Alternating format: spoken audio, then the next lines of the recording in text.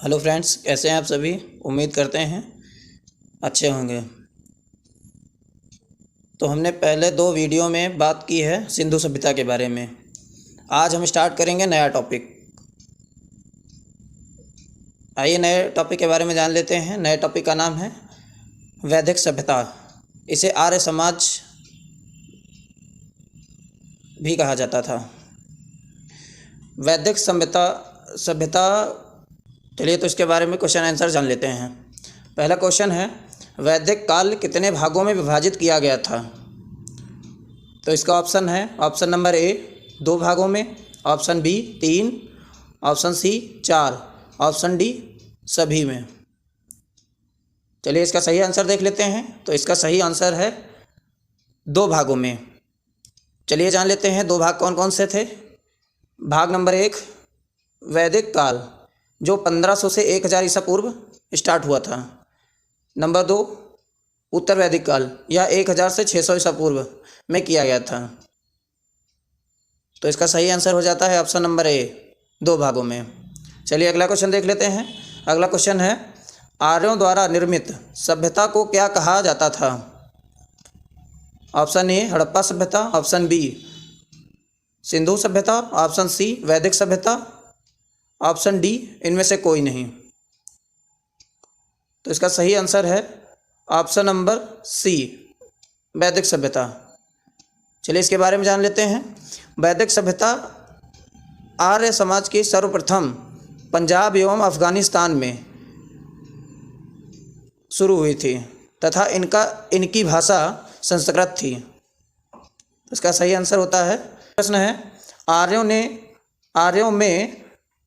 आर्यों ने प्रशासनिक इकाई को कितने भागों में बांटा था। चलिए इसके आंसर, ऑप्शन नंबर ए 4 भागों में, ऑप्शन बी 2 भागों में, ऑप्शन सी 5 भागों में, ऑप्शन डी 1 भाग में। तो चलिए इसका सही आंसर देख लेते हैं। इसका सही आंसर है 5 भागों में, ऑप्शन नंबर सी। चलिए इसके बारे में बात कर लेते हैं, कौन कौन से भाग थे। नंबर 1 कुल, नंबर 2 ग्राम, नंबर 3 विष, नंबर 4 जन तथा नंबर 5 राष्ट्र।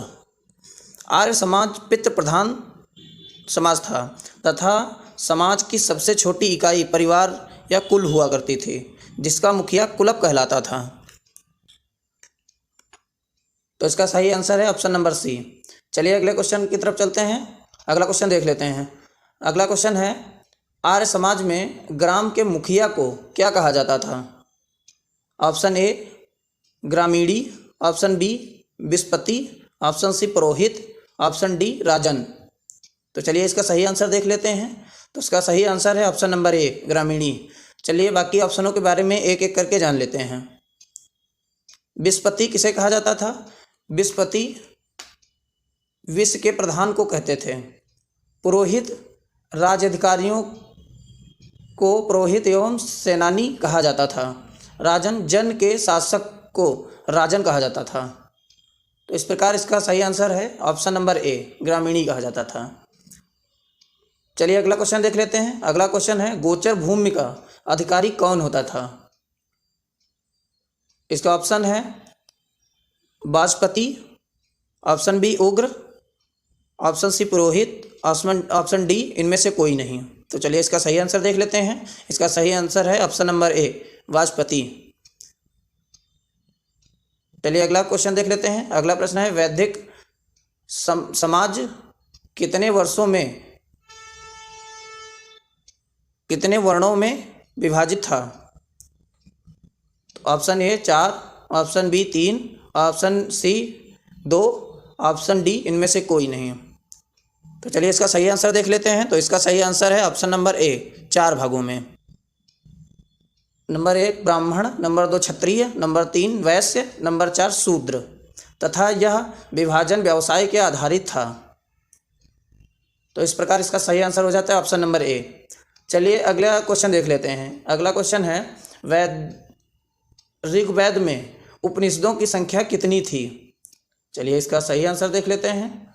इसका ऑप्शन है 108, option B 18, option C 6, option D 10।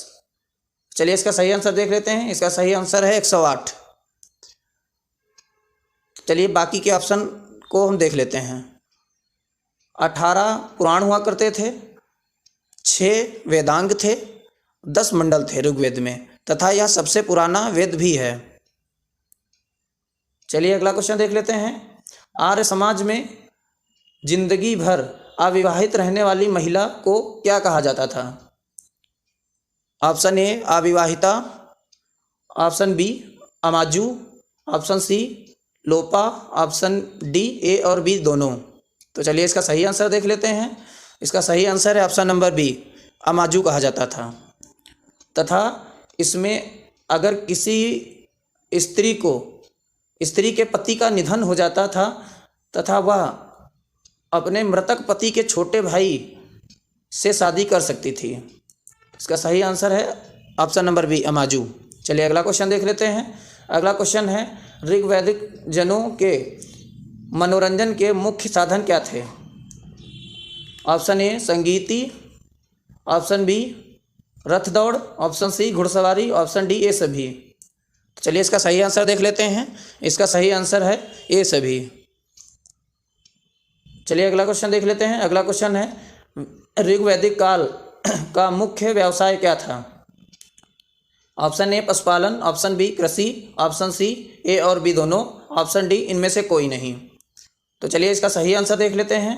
तो इसका सही आंसर है ए और बी दोनों। वैदिक काल के लोग पशुपालन और कृषि दोनों ही करते थे तथा इसका उल्लेख वैदिक काल के चौथे मंडल में है। चलिए अगला क्वेश्चन देख लेते हैं। अगला क्वेश्चन है, आर्य समाज के लोग किस देवता की पूजा करते थे? तो ऑप्शन ए पशुपति जी की, ऑप्शन बी विष्णु भगवान की, ऑप्शन सी इंद्र भगवान, ऑप्शन डी इनमें से कोई नहीं।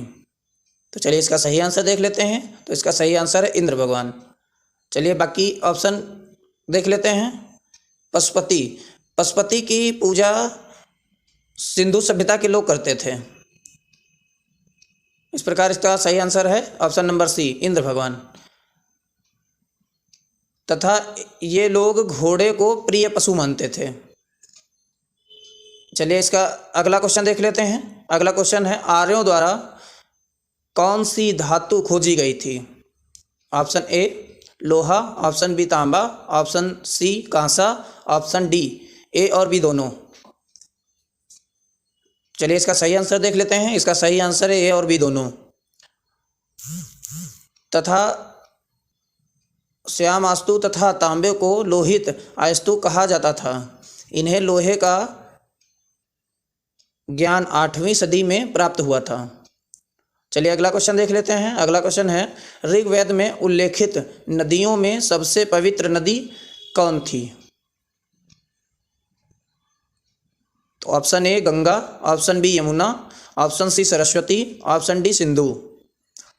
तो चलिए इसका सही आंसर देख लेते हैं। तो इसका सही आंसर है ऑप्शन नंबर सी, सरस्वती।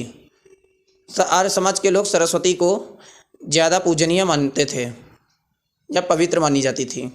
चलिए और तो ऑप्शन के बारे में जान लेते हैं। तो गंगा और यमुना दोनों का इस वेद में 2-3 बार उल्लेख हुआ है। चलिए सिंधु नदी के बारे में जान लेते हैं।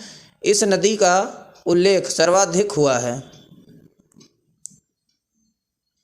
चलिए अगला क्वेश्चन देख लेते हैं। तो अगला क्वेश्चन है, सत्यमेव जयते शब्द का प्रयोग किस काल में हुआ था?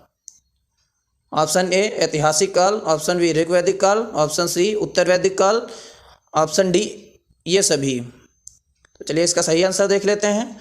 इसका सही आंसर है उत्तर वैदिक काल। तथा इसी काल में फूटी नाव का भी वर्णन आता है। तो इसका सही आंसर है ऑप्शन नंबर सी, उत्तर वैदिक काल। चलिए अगला क्वेश्चन देख लेते हैं। अगला क्वेश्चन है, गायत्री मंत्र की रचना किसने की थी तथा यह किस देवता को समर्पित है? चलिए इसका सही आंसर देख लेते हैं। ऑप्शन नंबर ए सूर्य देवता, option number B Vishwamitra, option number C Indra देवता, ऑप्शन नंबर डी ए और बी दोनों। चलिए इसका सही आंसर देख लेते हैं। तो इसका सही आंसर है ऑप्शन नंबर डी, ए और बी दोनों। यह मंत्र सूर्य देवता को समर्पित है तथा इसकी रचना विश्वामित्र जी ने की थी। चलिए बात कर लेते हैं ऋग्वैदिक कालीन नदियों के बारे में। तो जानते हैं प्राचीन नाम तथा आधुनिक नाम। प्राचीन नाम कुरुम्भ, आधुनिक नाम कुर्रम। दूसरा कुंभा, इसका आधुनिक नाम है काबुल। तीसरा बिस्ता, इसका नाम झेलम है। चौथी अस्किनी, इसका नाम चिनाब तथा परुषणीय रावी नदी को कहते हैं। सुदृढ़ सतलज नदी को कहते हैं तथा प्राचीन नाम बिपाशा, इसका नाम ब्यास नदी है। सदा नीरा, वर्तमान नाम गंडक। बृहस्पत्रीय, वर्तमान नाम घग्गर। गोमती, वर्तमान नाम गोमल।